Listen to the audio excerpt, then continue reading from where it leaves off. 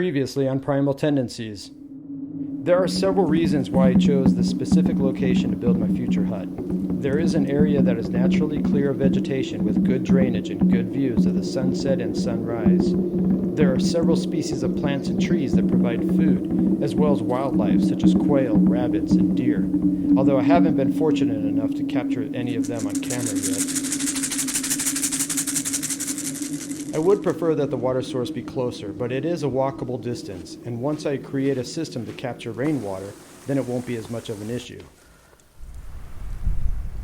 Today I decided to explore a seasonal river down the mountain to see what I could find.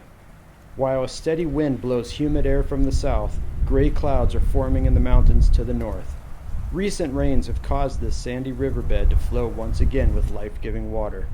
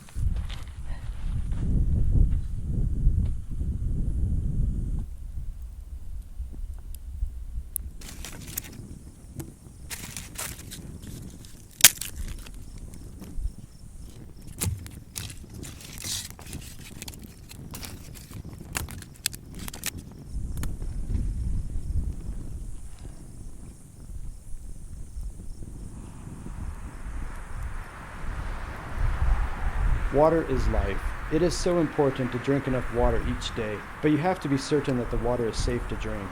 I normally wouldn't choose to drink water that is this muddy, but my Indian well flooded, so I boiled it and drank it anyway. Days later I felt fine, so I guess it was safe for me.